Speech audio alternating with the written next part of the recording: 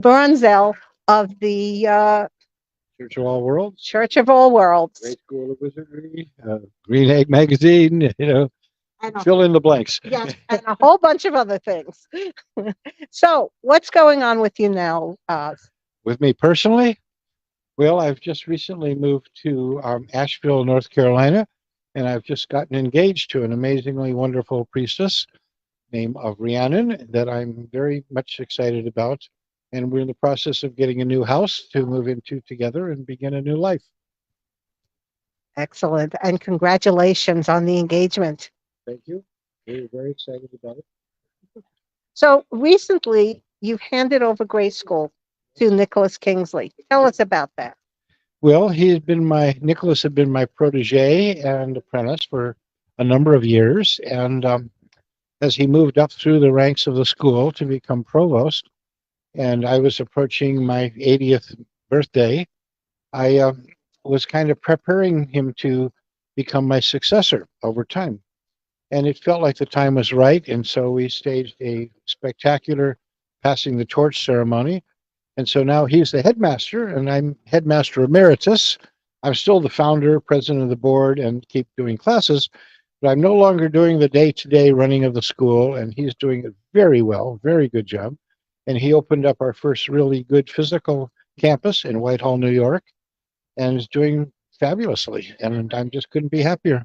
If I remember correctly from some of the pictures, that was a castle. Yes, it is. Well, there was a castle that in the town down the street, but the grade school doesn't actually have the castle. It has an old manor house though that dates back to colonial days, so it's pretty cool. Wow. We're in good terms with the people at the castle, and we'll probably be doing some things there.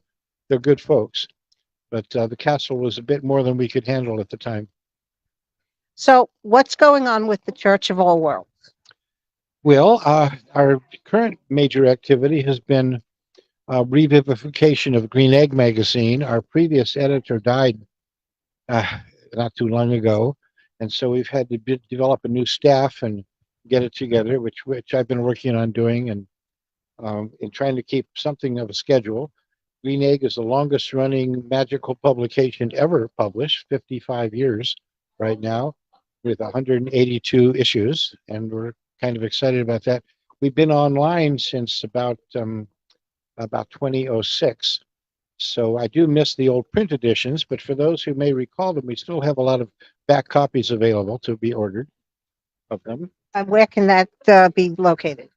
Well, if anybody wants to know where everything is, Church of All Worlds has all the stuff at caw.org. And then there's my personal website, oberonzell.org, that just has all the links to all of my stuff and activities. And it's grayschool.com is for the Gray School, and Green Egg Magazine, I think, .org.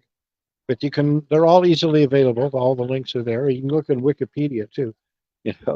All the stuff is there, and me. Yeah, you're all over.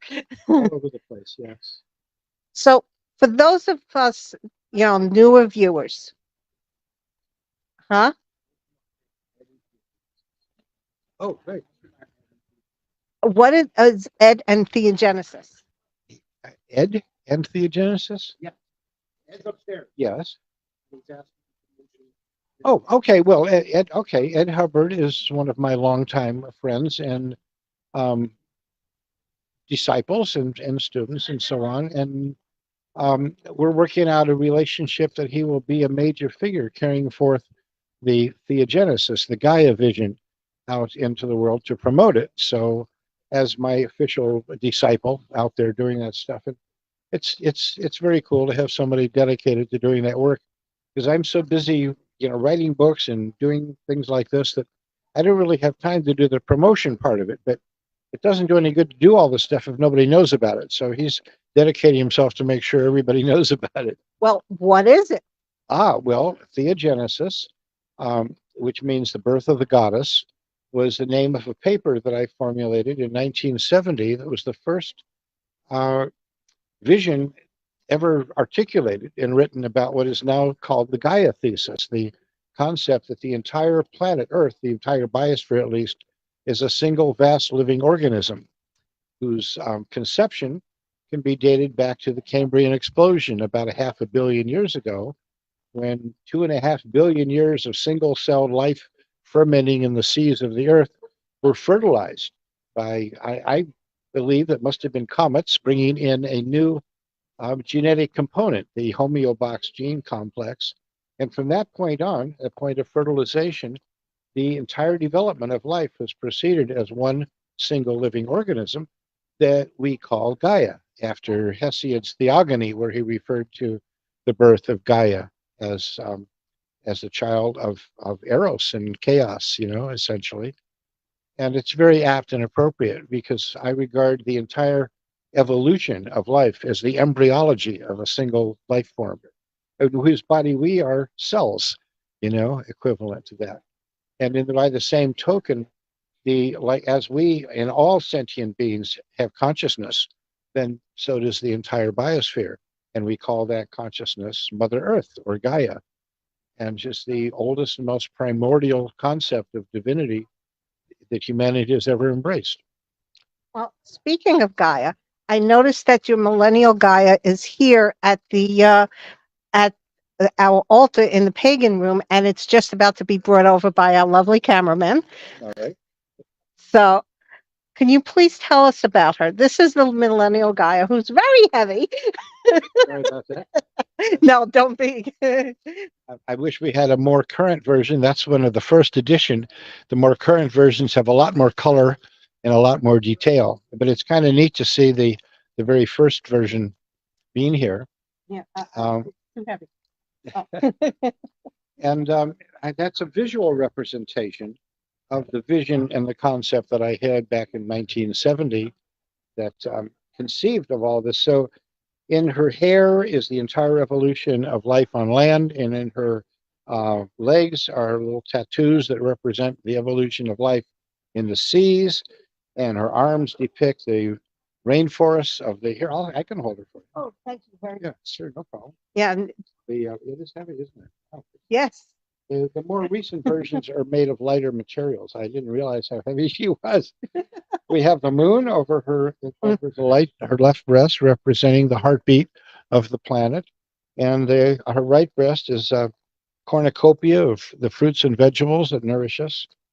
And of course, she holds the earth as her belly, the pregnant earth from which all life flows. Oh, there's lots of other detail. The whole tree of life is there in great detail, scientifically accurate in the back of her head there. All the details are there. The 13 sacred trees of the Celtic calendar are represented by the leaves in her hair. It's quite a piece of work and gives somebody something to look at for a while. And I just wrote a book recently called Gaia Genesis, Conception and Birth of the Living Earth. That's the whole story of all of this stuff, and has a beautiful color picture of her on the front. How did you come about creating her? Well, that was a project. When I first had the vision, I did not have skills at sculpture, and so I decided I wanted to do some sculpture. I was inspired by images of goddesses in the back of Eric Newman's book, The Great Mother, and they had all these photographs of different goddesses, and I thought, if I'm going to learn to do sculpture, I'd like to start at the beginning. So I started with the Willendorf figure, and all I had was photographs, So I had to do quite a few copies before I got it right. And eventually there was an Ice Age art exhibit touring that I was able to sit in front of for days and sculpt from. And then eventually a friend of mine attended an archaeological conference in Austria that the Fabers were actually cast plastic replicas from the original. And I was able to finally get that. So I started developing, then I did other Ice Age art figures because I was really fascinated. Then other figures of goddesses and eventually gods. And eventually I felt I had, after doing about 40 different images as altar figures, I felt I finally just knew how I could do this. I finally had the skills to do it. And I spent 2 years sculpting that particular image and putting into it everything that I had learned both in carving. I spent the whole time wearing surgical glasses, and carving with little tiny tools, It was quite an experience. I had her with me all the time, had her at the dinner table, had her in front of me watching TV. Most of the time I wasn't even paying attention. My hands were just doing the stuff, and I was conversing and watching the shows and stuff. And I looked down, wow, look at that. You know, because she sort of took over. I mean, the little tiny animals in her hair are all about that big, and they were all done individually in incredible detail. Actually owns one of them, and they're encrusted with gold paints Oh, and yes, things like that. that's a later version. This one does not have all of that detail and coloring and painting, which is unfortunate. But it's kind of nice to see a very early edition. That's the first one off the shelf, you know. Where can you get it? Oh, where can you pick one up? Well, you can pick her up lots of places actually. It's on Amazon, but our own company is Mythic Images, and you can go to mythicimages.com or millennialgaia.com and find the original source, which also has some of my other figures that are still accessible. Yeah. And if I remember correctly, you got to be careful about which ones to get because there are a lot of copycats out there. There are knockoffs, which I find very annoying, and the knockoffs go all the way up to Disney's movie Moana, that features her as the culmination of the entire movie. And I'm still trying to get some negotiations with Disney about getting a settlement over that. You know, it's interesting. Several of my art pieces have been picked up by movie studios and stuff. The latest is Warner Brothers, whose movie Mummies features my Enkidu's symbol in it. So, copyright suits. I won the one with MGM over the image that they used in the TV series The Handmaid's Tale. I finally managed to get that, but only by the intervention of Margaret Atwood herself. What was the one that they used in the Handmaid's Tale?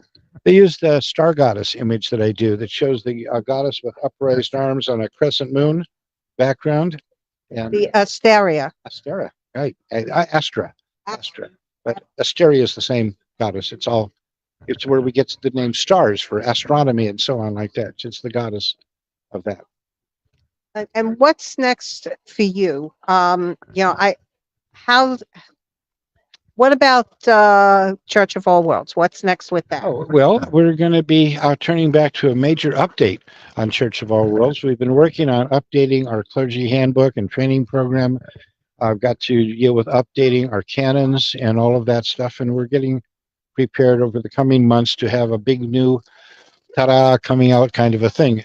The church has always had a concept of systole and diastole, we've kind of adopted the phoenix as sort of our symbol. So there have been times when we've been very expansive and other times when we've contracted a little bit.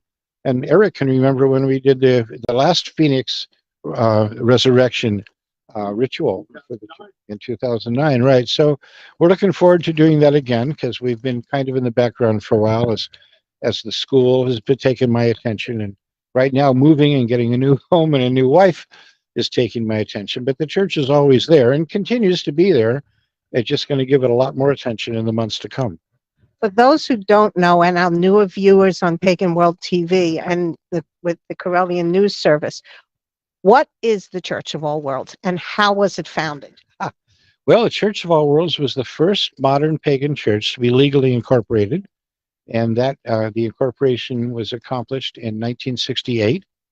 And we were initially inspired, and the name comes from a science fiction novel by Robert Heinlein called Stranger in a Strange Land. It was published in 1961 and really had a huge influence on the development of the counterculture of the 1960s because it raised a whole lot of fascinating perspectives. It was the whole thing was the perspective of a human who was raised on Mars. It was the child of the first manned expedition that crashed and everybody died, but there was one child that was born. And these ancient race of Martians that nobody knew about raised the kid in their culture. And it's sort of like we go to the jungle and get a chimpanzee and bring it back and raise it in our culture and teach them how to use hand language and ride bicycles and things like that. Imagine sending him back to the jungle and the influence he might have on the other chimpanzees. Teaching, we've actually been doing that lately. It's some exciting stuff happening.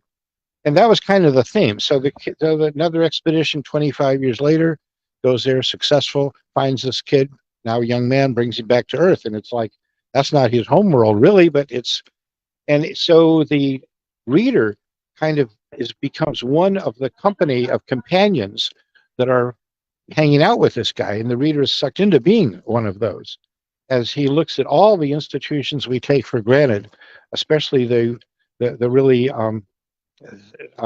controversial ones, sex and love and religion and afterlife and politics and money and all kinds of stuff like that, from that outside perspective, which normally we are in it. We're like fish in water. We don't see it, but having that outside perspective was a marvelous device, absolutely incredible.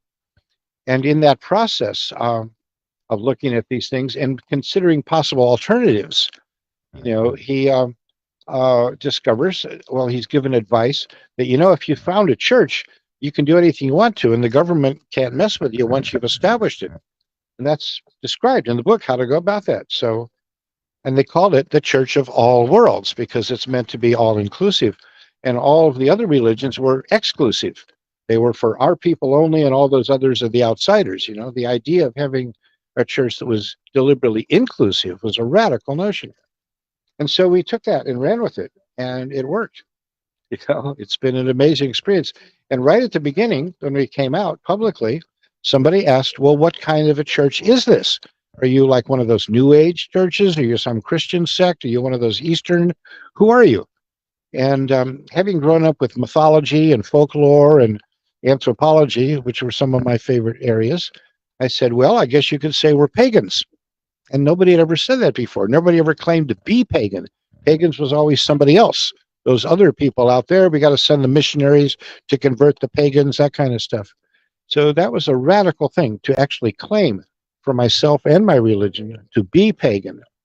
And then over time, I started hearing about some other group of people that followed the old ways, some people doing Greek stuff or Druidic stuff or Egyptian stuff. And I would contact them and say, you guys seem like pagans. We're pagans. Let's all be pagans together. And everybody said, yeah, that's what we are. We're all pagans. And we formed the first pagan alliances and the first pagan councils. And before long, we had a pagan movement. Excellent. Now, one of the things that started in the Church of All Worlds, which a lot of people don't know, is water sharing and the part of May You Never Thirst. Oh, absolutely. And it's delightful for me to go to visit rituals and covens everywhere and see them passing the chalice and say, may you never thirst, and thou art God, and thou art goddess, and, may you never hunger, that kind of stuff. That all came from the Church of All Worlds. The theology of the Church of All Worlds is basically immanent divinity. Divinity is not something out there somewhere, not some male god with a big long beard sitting up in the sky making judgment. But divinity is a quality that is shared by all consciousness. That was part of the book. And we share that divinity. It's like water being poured or dipped out of the ocean, in countless vessels, of all different sizes and shapes. But it's all the same water, and spirit is all the same spirit that we all contain. And we're all very interesting, diverse, delightful, beautiful vessels. But within that is that shared spirit, divinity, God, and goddess, of course. And Stranger Strange introduced the idea of priestesses as well, and sky-clad rituals, and many things that we've adopted. Only pagan religions have priestesses, for example. Here at the Parliament, there's a wonderful group of very lovely Catholic women who have been pursuing getting ordained as priests. And I talked to them about that. Well, why not priestesses? Well, that's pagan. You say, yeah, it is. It is. Thank you. Anything else? And anything else that we should know? Gosh, lots of things you should know. We should know everything, I think. So, how's Parliament been for you? Oh, Parliament's been delightful. As the last time I attended one in person was in Toronto in 2018. The 2021 was only virtual because of COVID, but I did participate, but not quite the same. Going around and hanging out with people, getting in conversations, going to the feast things that the Sikhs put on, and sitting next to different people and sharing communion, sharing meals, sharing conversations. Everybody wants to take their picture with me, so I'm meeting all these different people from different places. And I think that's the most important thing about it, is people get to meet each other from different traditions in a very happy, very positive atmosphere, and nobody's at war with each other. Nobody's wanting to fight or persecute or burn down or shoot anybody else, and taking that back out into the world. This is a gestation place, gestation station, from which people will then take what they experience here going back in the world. They can say, well, those people over there that we used to think were awful are not so bad, And I think that's just a really good thing. And I love that kind of stuff. I based a whole religion on cherishing diversity. That's sort of the fundamental thing about it, and I'm very proud of the fact that the pagan community embraces so many people that would be completely rejected by other communities, and this has been an ongoing thing from way back in the beginning when we were inclusive to gay people. And now we're inclusive to trans people, and we're inclusive to, well, everybody who wants to be here. We're glad to have you, Come on in. You're welcome. Now, tell us a little bit about Gray School and how that works. Sure.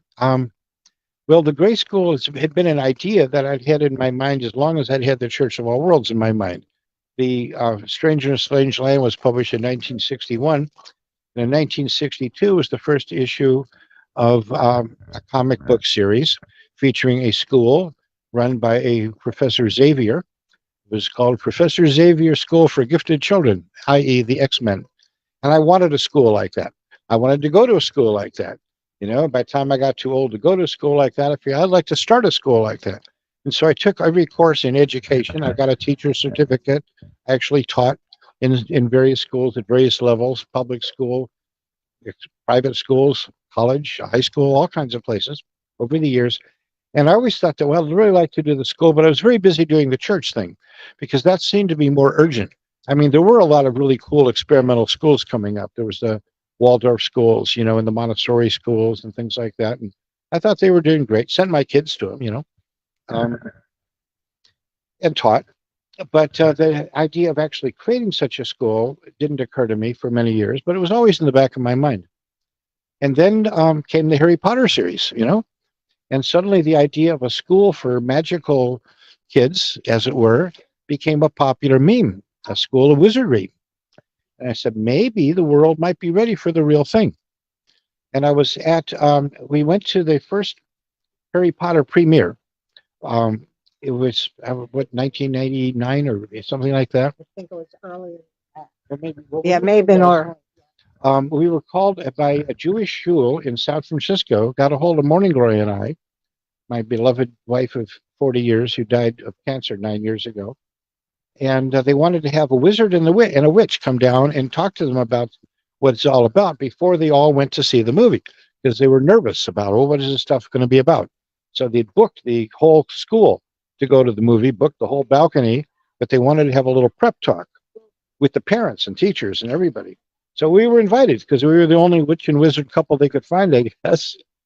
So we came down in full regalia and we gave a nice little talk and we answered questions. And I remember one of the questions, one of the kids says, can you be a wizard if you're Jewish? I said, well, Moses is considered one of the great wizards of all time. And I believe he was Jewish. So I think you can, so it was great kind of stuff. So then we all went to the show. Well, we didn't have time to change. We're still on all this. But as we looked around, the whole theater was full of pointy hats, all only about that tall, but still there they were. All the kids had all dressed up for it. So we thought this was pretty cool. And we sat up there in the balcony, we watched the movie, which was really cool. And we had an insight, is that these kids who were looking at this movie, they're going to want to look for the real thing, because the theme, the mythos there was very different. In most of the movies of fantasy worlds, you can't get there from here. That's through the magic wardrobe or somewhere over the rainbow, or, once ago, magic land that doesn't exist actually, or long ago in a galaxy far, far away, but you can't get there from here. But the Harry Potter mythos said that, well, wizards and witches are right here among us. You just don't recognize them maybe, but they're here. They're your neighbors. They have their stores and their gatherings and, right around the corner. Well, that makes it accessible. So people are going to say, where are they? And we said, well, we're here, actually. How can we make ourselves accessible? Because they're going to come looking. And all of the groups and the teachings and everything were not available to kids. They were all closed to kids, but this was for like 11 years old, So one of the things we were doing at that time was making these statues of gods and goddesses and exhibiting them at the annual New Age trade show in Denver every summer. So we said, we should make some kid altar figurines. Because the first thing you do when you start a magical path is you create an altar and you start learning about that. That's the beginning of the whole thing. First, make an altar. And so we said, well, we'll make some god and goddess. So I did a Disney style, cartoon style god and goddess, young god and young goddess figure. And we took him to the trade show. And while we were there with the stuff, one of my friends who had written a number of books had a new book out, and their publisher had brought them there to do book signings and promotion. So she came over to the booth, and I congratulated her on her new book. And she said, when are you going to write a book?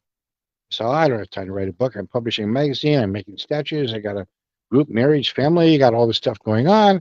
I don't have time to write a book. She said, I want you to meet my publisher.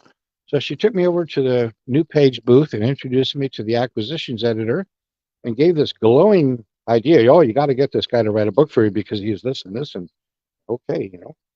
So she said, well, have a seat and tell me, if you were going to write a book for us, what would it be about?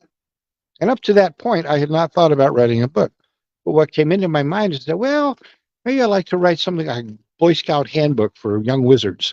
You know, a book that would have everything you should know when you're setting your foot on the path. This is the basic thing, you know, the Junior Woodchuck manual from the Donald Duck series, if you know what that is. It has everything. The Hitchhiker's Guide to the Galaxy for kids. So, you know, I just started coming out of my mouth. And she said, sounds great. Send us a proposal.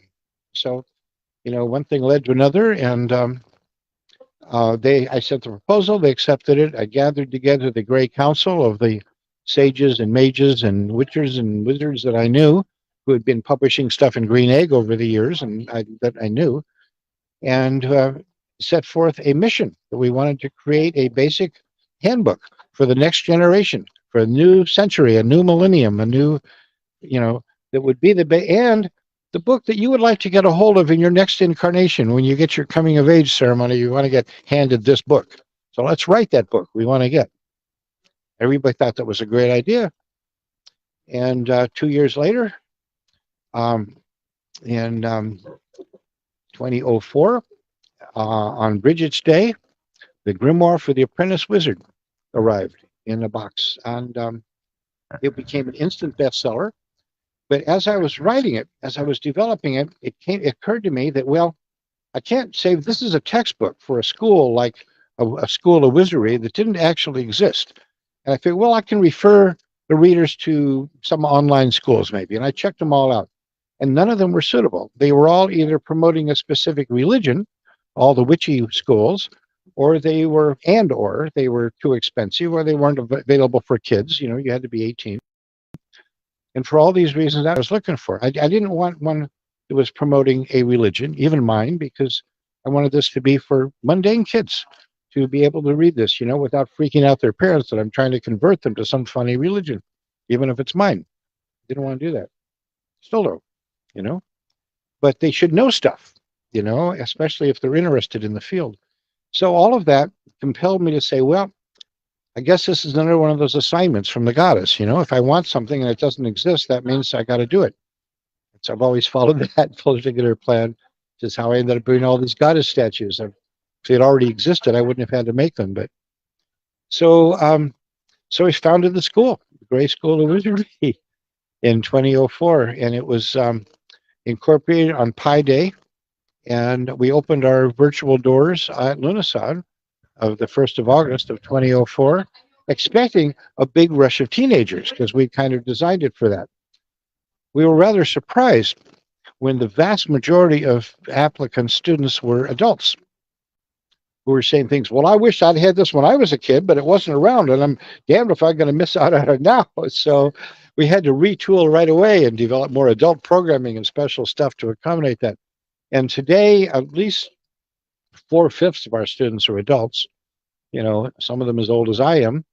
But it's still open to kids from 11 on who may want to join because it's a great program. We have 7 levels of apprenticeship. It's an apprenticeship program, but you complete it, you get a journeyman certificate, and then you move into the journeyman. So it's sort of like junior high for apprenticeship, and high school for journeymen, and college for masters or magisters.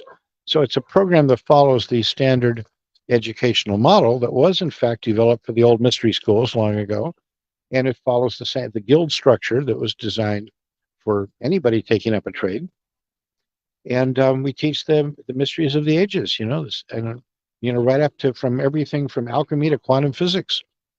There's 16 departments, and they're color coded, so it's all very cool. And we have clubs and activities and ceremonies and virtual life. There's a whole program on Second Life, that people can do things, get together and stuff, and it's really cool. I'm really delighted with it, and now I have Nicholas carrying it forward. Now, you mentioned Second Life. What do you have to do to be part of the school on Second Life? Well, just join the school, and there's a way that you want to participate in the Second Life campus. You just click the button and it takes you in, gives you the information you need to know, and the proper links and instructions, and there you are. And for those that don't know, you can find Second Life on secondlife.com. Yes. And the Great School of Wizardry has a campus there. And for those who want to join the Grey School, where can they find that? Greyschool.com, Grey school, not Gray, Grey school.com. And just sign up. Thank you very much, Oberon. And this has been Arlene Freed, Reverend Arlene Freed of the Corellian News Service at the Pagan Faith Room in the Parliament of World Religions with Oberon Zell. Back to you, Mary and Ed. All right.